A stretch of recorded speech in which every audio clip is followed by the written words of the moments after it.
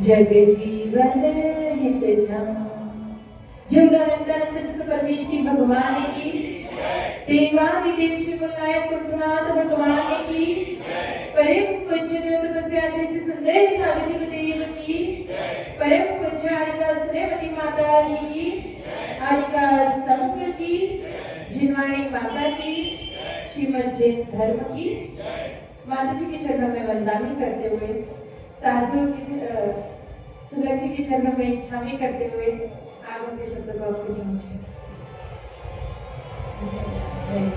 प्रवचन करती। मैंने एक मंगलाचरण पे किया था, माता जी ने कहा था बोल देना, पर मेरी हिम्मत ही नहीं होती, तो रहने देते उसको। अपने टॉपिक पे चलते हैं। नहीं, बात लास्ट में अभी मैं टॉपिक पे जाती हूँ लास्ट में। तो अपन पढ़ रहे हैं 12 भावना के बारे में, जहां पर अपन ने कल बोधि दुर्लभ भावना को समझा। सबसे पहले 12 भावनाओं में कौन सी भावना थी? अनित्य भावना, अशरण भावना और संसार भावना, एकत्व भावना, अन्यत्व भावना, असुचि भावना। ये 6 भावनाओं के माध्यम से हमने सीखा था। क्या सीखा था? कि ये संसार में कुछ भी नित्य नहीं है, कोई भी मेरे लिए शरणभूत नहीं है। इस संसार में सुख की कल्पना करना हमारा क्या है? भ्रम है। ये जीव अकेला आया है, अकेला जाएगा, और इस संसार में इस जीव का शरीर भी अपना नहीं है, तो बाकी के जो सगे संबंधी है वो अपने कैसे हो सकते हैं? तो ये जो शरीर अपना है, इसका तुम क्या कर लो? सदुपयोग कर लो। फिर जाना था असुचि भावना, कि ये जो शरीर है वो भी क्या है? असुचि है। इसको कितना भी धो लो, कितना भी स्वच्छ करने का प्रयास कर लो, पर ये स्वच्छ और साफ सुथरा होने वाला नहीं है। तो इस शरीर को स्वच्छ करने की बजाय जो इसके अंदर आत्मा है उसको स्वच्छ करने का प्रयास करो। ये 6 भावनाओं के बारे में समझा था। इसकी वजह से हम संसार से, इस शरीर से क्या हुए थे? इस सभी संबंधियों से विरक्त हुए थे। फिर हम आए, शरीर के बारे में सारी बुरी बातें सोच ली, उसे अलग करने के प्रयास के लिए। फिर अब हमारा उपयोग हमने आत्मा में लगाना शुरू किया, और आत्मा में उपयोग लगाने के बाद में हमने जाना कि किन कर्मों की, किसकी वजह से हमारा क्या होता है? इस संसार में परिभ्रमण होता है। तो किन कारणों से? तो पता चला था कि कर्म वो कारण है जिनकी वजह से हमारा संसार में परिभ्रमण होता है। तो फिर कर्म आते कैसे हैं? तो आश्रम भावना के माध्यम से ये जाना था कि कर्म कैसे आते हैं। फिर उसके बाद संपर भावना के माध्यम से हमने जाना था कि जो कर्म आ रहे हैं उन्हें रोके कैसे, और फिर रोकने के बाद हमने जाना था कि अब जो स्टॉक में पड़े उनको कैसे निकाले, तो उनकी निर्जरा कैसे करे। और निर्जरा करने के बाद में 3 भावना हो गई, आश्रम, संवर और निर्जरा। उसके बाद कौन सी भावना आई? लोक भावना आई। तो हमने निर्जरा करना जाना। अब निर्जरा करने से हमें फायदा क्या होगा? तो क्या फायदा होगा? जो लोक का अग्रभाग है वहां पर जाकर हम विराजमान हो जाएंगे। और वो विराजमान होने के लिए जो कंडीशन है, वो कंडीशन क्या है? बोधि दुर्लभ भावना। तो जो बोधि, जो सम्यक ज्ञान की प्राप्ति करेगा, जो रत्नत्रय को धारण करेगा, वो क्या कर पाएगा? इस सिद्ध शिला पर विराजमान हो पाएगा। तो अब आज हम भावना समझेंगे धर्म भावना। जो धर्म भावना हमें ये बताएगी कि हमें सम्यक दर्शन को, सम्यक ज्ञान को, सम्यक चारित्र को अपने जीवन में धारण करके कैसे उसको बोधि में परिवर्तित करना है। वो बात ये धर्म भावना हमें बताती है।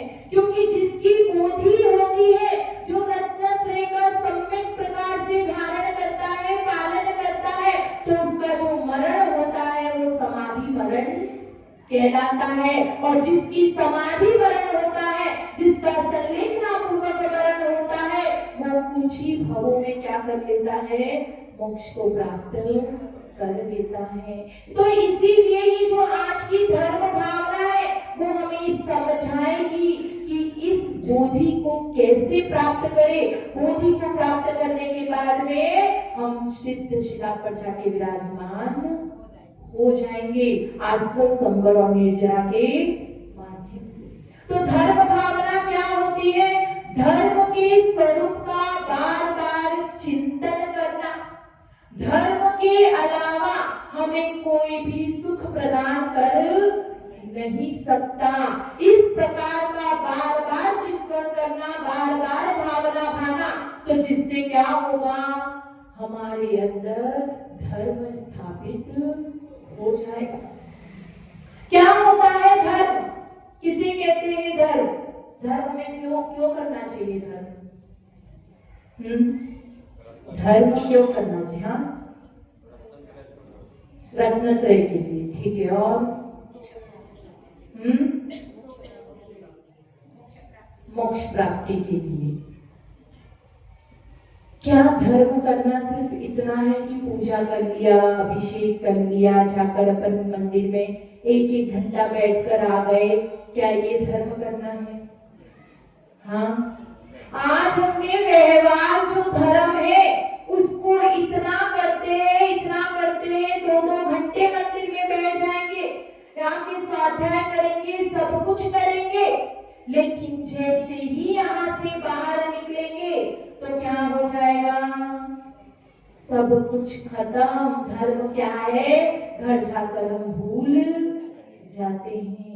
हमने धर्म को एक अपना रूटीन बना लिया है कि सुबह उठना है, सुबह अपन को नहाना है, धोना है, मंदिर जाना है, पूजा करनी है, 1 पूजा 2 पूजा करनी है, अपनी जो क्रियाओं का नियम है वो पूरा कर दिया, बस हो गया धर्म, बन गए हम धर्मात्मा। ऐसे धर्मात्मा, ऐसा धर्म नहीं होता। उस व्यवहार के माध्यम से हमें निश्चय में भी जाना चाहिए, तभी वो धर्म कहलाता है। हम मंदिर में बैठ के पूजा करके आते, अभिषेक करके आते, और घर पे आते ही हमारी कषाय शुरू हो जाती है। हम जैसे थे वैसे के वैसे रहते हैं। तो फिर हमारे अंदर धर्म का परिवर्तन कहाँ? कोई हमें देखेगा तो कैसे मानेगा कि हम सच में धर्म को अपने जीवन में ला रहे हैं, अपने जीवन में धर्म है? कैसे मानेगा? कैसे मंदिर जाता हुआ देखकर तुम्हें धर्मात्मा मानने वाला है क्या? कोई भी नहीं मानने वाला है।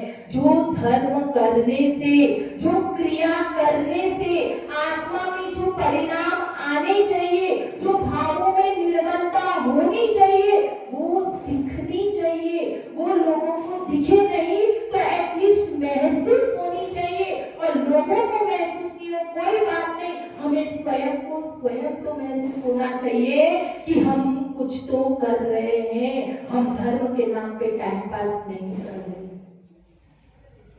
हमें धर्म को अपनाना है, अपने जीवन में उतारना है, तो क्षमा आनी चाहिए, शांति आनी चाहिए। हम छोटी छोटी बातों पे, जिससे हमारा कोई प्रयोजन नहीं है ना, उसके भी घर पे जाके आग लगाने का काम करके आते। ऐसे शब्दों को बोलते हैं, जैसे ही मौका दिखा कि इसके घर की कड़ी कमजोर है, इसका कुछ है, तो इसके अंदर अपन ने थोड़ी सी चिंगारी लगा दी ना, तो फिर बस फिर मजा देखने का काम अपना हो जाएगा। और करते हैं, जो बड़े से बड़े धर्मात्मा बनते हैं, वो भी मौका देखते हैं, घर की थोड़ी सी दूसरे की कमजोरी देखते हैं, चौका मारे बगैर रह नहीं सकते। जो घर के कभी कभी ऐसे घर में भी किस्से देखने को मिलते हैं कि कोई घर का रोज मंदिर जाता है, रोज पूजा आराधना करता है, और शायद वो व्रतों का भी अच्छे से पालन करता है, लेकिन अंदर की जो कषाय भाव है उसको वो छोड़ता नहीं है। हमने व्रत को, हमने नियमों को, हमने क्रियाओं को क्या समझ लिया है? सिर्फ बाहर से करना। लेकिन धर्म वो कहता है कि तुमने जो क्रिया की है, जो धर्म की क्रिया की है, उसका फल है कि राग द्वेष की निवृत्ति होनी चाहिए। अगर व्रतों को भी धारण करते हो तो तुम्हारा राग द्वेष कम होना ही चाहिए, ताकि घर में रहने वाले को भी लगे कि हाँ, मेरे घर में जो ये व्यक्ति है सच में धर्म कर रहा है और मुझे भी करना चाहिए। नहीं तो छोटे छोटे बच्चों को पता है क्या लगता है? मेरी मम्मी तो मम्मी मंदिर जाती है, धर्म करती है, पिताजी मंदिर जाते हैं, धर्म करते हैं, लेकिन जब वो झगड़ा देखते हैं, कषाय देखते हैं आपस में, तब उन्हें लगता है कि ये लोग कैसा धर्म करते हैं? क्या ये धर्म है? क्या ये मंदिर जाके ये लोग ये सीख कर आते हैं? अपन किसी से ईर्ष्या भी करते हैं या किसी के झगड़े भी लगाते हैं या किसी की बुराई किसी से भी करते हैं, तो वो छोटा बच्चा क्या होता है ना, जो देखता है वही सीखता है। जब वो एक तरफ ये सीखता है कि हाँ, धर्म मंदिर जाना अच्छी बात है, धर्म करने का, चोरी नहीं करने का, चुगली नहीं करने का, ये सारे पाप है, ये सब वो सीखता है। हम सिखाते भी जोरों शोरों से है, लेकिन करने में, आचरण में लाते वक्त क्या करते हैं? पूरा उसका विपरीत करते हैं। तो बच्चे कंफ्यूज हो जाते हैं कि बोल क्या रहे हैं और कर क्या रहे हैं। तो यहाँ पर हमको यही भावना भानी है कि हमें दूसरों से कुछ भी लेना देना नहीं है। देखो, धर्म की परिभाषा क्या है? वस्तु स्वभाव धर्म। दूसरा परिभाषा क्या है? अहिंसा परमो धर्म। तीसरा क्या है? 10 धर्म को धारण करना धर्म है। रत्नत्रय को धारण करना धर्म है। जीव दया का पालन करना धर्म है। सबसे पहली डेफिनेशन दी है वस्तु स्वभाव धर्म, मतलब वस्तु का जो स्वभाव है उसको वैसा ही जानना, उसको कहते हैं धर्म। जैसे नीम का स्वभाव है कड़वा, तो वो कड़वी ही रहेगी। अगर शक्कर का स्वभाव है मीठा, तो वो मीठा ही रहेगा। किसी का भी स्वभाव बदल नहीं सकता।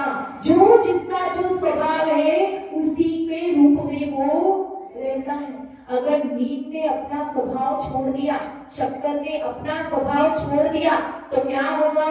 मान लो नीम हो गई मीठी और शक्कर हो गई कड़वी, तो क्या होगा? जो ऊंट नीम खाता है ना, तो वो जो ऊंट है वो नीम को छोड़ देगा और अपन क्या करेंगे? शक्कर को छोड़ देंगे। जैसे ही विभाव में आएंगे, जैसे ही पर को अपनाने लगेंगे, तो क्या होगा? वो अधर्म हो जाएगा। उसने अपने स्वभाव को छोड़ दिया है। इसीलिए जो वस्तु का स्वभाव है वो ही धर्म है। उसी प्रकार से जीव का स्वभाव है जानना और देखना। उसमें अपनी कर्ता बुद्धि नहीं लगानी है।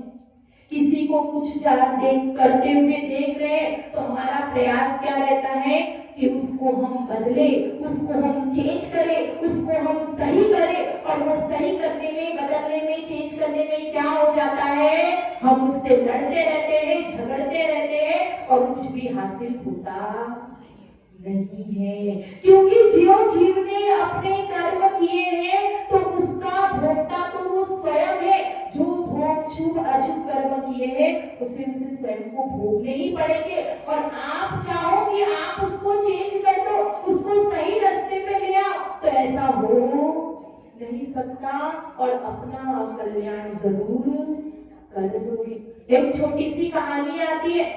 एक किसान था, वो दुष्ट बुद्धि का था। तो वो क्या करता था? उसकी पत्नी थोड़ा सा भी कुछ बोलती, बीच में कहीं कुछ गलत दिखता तो वो बोल देती, सही बताने के लिए करते ही है। तो वो सही बताने के लिए बोलती, कुछ टोकती, तो वो तुरंत उसको पीटने लग जाता। अब ऐसा ही होता रहा कि वो कुछ गलत देखती तो तुरंत अपनी प्रतिक्रिया देती और सोचती कि मैं इसको चेंज कर लूं, इसको सही रास्ता बताऊं, और वो क्या करता? उसको तुरंत पीट देता। अब इस चीज से वो परेशान हो गई। नगर में एक गुरुजी आए, तो वो गुरु जी के पास जाती है, साधु महाराज के पास में जाती है और कहती है कि महाराज जी अब तो मैं बहुत परेशान हो गई हूँ, ऐसा ऐसा मेरे साथ में होता है। तो उसको साधु महाराज जी गुरु जी एक बात बताते हैं कि ये जो तुम्हारी कर्ता बुद्धि है, तुम क्या चाहती हो कि वो सही रास्ते पे आए, तुम उसे गलत से सही करवाना चाहती हो, तुम उसे बदलना चाहती हो, लेकिन जीव का स्वभाव तो क्या है, सिर्फ जानना और देखना, और जाने दो, उसमें चेंज करने का प्रयास मत करो। इस सूत्र को तू अपने जीवन में अपना ले, तू सिर्फ जानना और देखना और कुछ भी कहना मत। तो अब जो किसान की पत्नी थी बहुत होशियार थी, उसने बात को मान लिया। अब क्या हुआ, अब उसने रोकना टोकना सब बंद कर दिया। अब ऐसे कितना समय बीत गया, एक भी बार उसको मार पड़ी नहीं। अब किसान को ये देखकर ऐसा लगा कि अब उसके हाथ खुजला रहे थे कि कुछ ऐसा करे और मैं इसको क्या करूं, पीट दूं। तो उसने एक योजना बनाई। क्या किया, जो किसान की पत्नी थी वो खेत में टिफिन लेकर उसके लिए जाती थी। अब वहां उसने क्या किया, एक बैल को उत्तर दिशा की ओर, एक बैल को दक्षिण दिशा की ओर मुंह करवा के जोतने लगा। अब वो जोतने लगा तो वो आई। अब उसने देखा कि ये क्या है, ऐसे कैसे जोत रहा है, ये तो गलत है, मैं इसको टोकती हूँ, बताती हूँ। पर वो भी इसी मौके में था और फिर तुरंत उसको गुरु जी की बात याद आ गई कि जानना और देखना और जाने देना, कुछ भी कहना मत। अब उसने वैसा ही किया और वो अपना टिफिन दी। मेरे को क्या, मेरा काम है खाना बनाना, मैंने टिफिन दे दिया, इसका काम है खेत जोतना, अपना काम कर लेगा, मुझे क्या। और ऐसा करके वो चली गई और किसान को ये देखकर बहुत गुस्सा आया और वो क्या कर सकता था, कुछ भी। तो इसी तरीके का स्वभाव हमें भी बनाना है कि जो है सो है, जानना है, देखना है और शांत रहना है। तो क्या होगा, अपने कर्मों की निर्जरा होगी और धर्म अपने अंदर स्थापित होने। धर्म को अगर अपन नॉर्मल लैंग्वेज में कहे कि जो बुरी आदतें हैं, जो हमारे अंदर क्रोध, मान, माया, लोभ, राग, द्वेष, जो बुरी हैबिट्स है, बैड हैबिट्स है, उसको निकालना और पॉजिटिव हैबिट्स को अपने जीवन में उतारना, सकारात्मक सोच को अपने जीवन में उतारना। कोई हमें देखे तो उसके अंदर भी शांति उत्पन्न हो, उसको भी शांति का अनुभव हो। किसी ने पूछा कि धर्म कहाँ है, कहाँ है धर्म। ऐसा ही एक व्यक्ति दरबार में गया राजा जनक के और कहता है कि महाराज मैंने सुना आप बहुत धर्मात्मा और मैं क्या हूँ, बहुत दुखी हूँ। तो मैं बहुत दुखी हूँ, आप मुझे धर्म कहाँ है ये बता दीजिए, मुझे धर्म दे दीजिए। तो राजा जी कहते हैं कि मैंने अभी अभी जहाँ नदी में मगरमच्छ है उसको धर्म देकर आया हूँ, तू जाकर उससे ले ले। ठीक है। और वो व्यक्ति गया मगर के पास में और कहता है कि मुझे अभी आपको राजा जी धर्म देकर गए हैं, आप मुझे धर्म दे दीजिए। तो वो मगर कहता है कि एक काम कर, मुझे बहुत प्यास लगी, तो क्या कर, मेरे लिए एक लोटा पानी लेकर आ।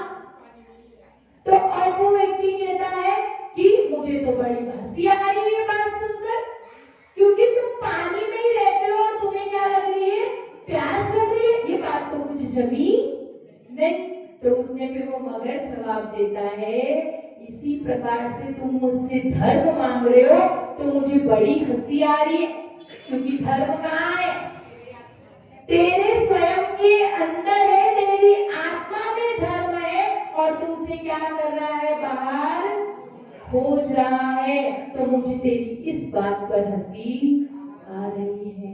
तो यहाँ पर आचार्य देव भी यही कह रहे हैं कि धर्म जो हम व्यवहारों, जो क्रियाओं में कर रहे हैं, जो हम तीर्थों पे जाते हैं, मंदिरों में जाते हैं, तो धर्म वहां नहीं है, वो तो धर्म को प्राप्त करने के हमारे साधन है।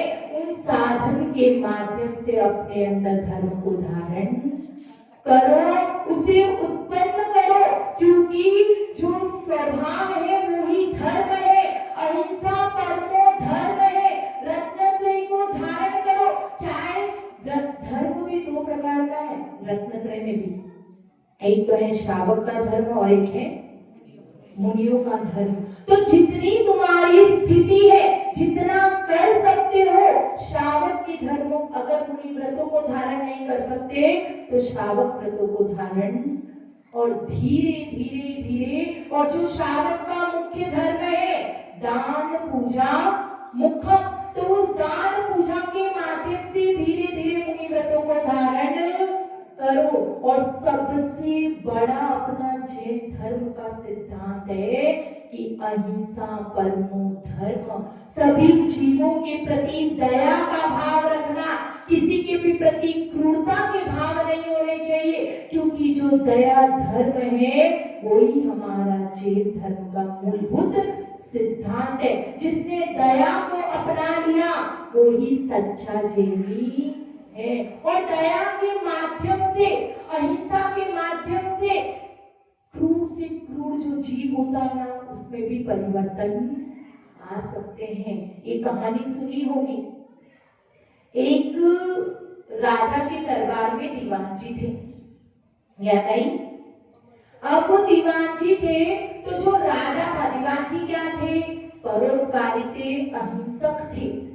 वो जैन धर्म के मूलभूत सिद्धांतों को पालन करते थे। तो जो राजा था वो बड़ा गुस्सा आता था कि ये क्या करता है, ये अहिंसा अहिंसा के गीत गाता रहता है, आज इसके अहिंसा धर्म की परीक्षा में लेता हूँ। और वो अहिंसा धर्म की परीक्षा लेने के लिए राजा कहता है कि दीवान जी, मैं कुछ दिनों के लिए राज्य से बाहर जा रहा हूँ, और जो मेरा प्यारा सिंह है उसकी देखरेख तुम करना। अब इतना कह के दीवान जी कहता है कि ठीक है, मैं कर लूंगा राजा जी, आप निश्चिंत होकर जाइए। अब वो परीक्षा करने के लिए राजा उसको छोड़कर चला जाता है। अब क्या होता है कि जो दीवान जी होते हैं वो शेर के पास में वो रोटी और दूध लेकर जाते हैं और उसके पिंजरे के उधर रख देते हैं, और देखते हैं कि शेर ने खाया कि नहीं खाया। तो शेर इसको छूता भी नहीं है। अब पूरा दिन बीत जाता है, खाता नहीं है। अब अगले दिन फिर वो फिर से दूध रोटी लेकर जाते हैं, और इस बार भी शेर ने कुछ भी खाया नहीं रहता है। 2 दिन का उपवास हो जाता है। अब वो क्या होता है, वो परेशान हो जाता है कि अगर शेर को कुछ हो गया तो मैं राजा को क्या जवाब दूंगा। तो राजा को जवाब क्या दूंगा ऐसा सोचता है। अब तीसरे दिन क्या करता है, दूध रोटी और अच्छे मिठाइयां लेकर जाता है और वहां ले जाकर रखता है, और शेर से कहता है कि इसे खा लो। तो शेर उसे खाता नहीं है। 3 दिन भूखा रहेगा तो क्या होगा, ऐसा सोच के वो दीवान जी उसका पिंजरा खुलवाते हैं और अंदर जाते हैं। अब शेर के सामने हाथ जोड़कर खड़े हो जाते हैं कि अगर तुम्हें भूख लगी हो तो ये मिठाई, दूध और रोटी खा लो, और इससे तुम्हारी भूख शांत हो जाएगी। और अगर तुम्हें मांस ही खाना है तो क्या करो, मैं ये सामने खड़ा हूँ, तुम मुझे खा के क्या कर लो, अपनी भूख को शांत कर लो, क्योंकि मैं तो अहिंसक हूँ, मैं तो किसी और का मांस लाके देने वाला, मैं जीव दया का पालन करता हूँ। वो इतनी दृढ़ता से खड़ा हो जाता है। अब शेर कितना टाइम हो जाता है, उसको खाता नहीं है, तो वो आंखें खोलकर देखता है तो वो शेर क्या कर रहा था, दूध रोटी खा रहा था। तो धर्म के पालन करने वालों की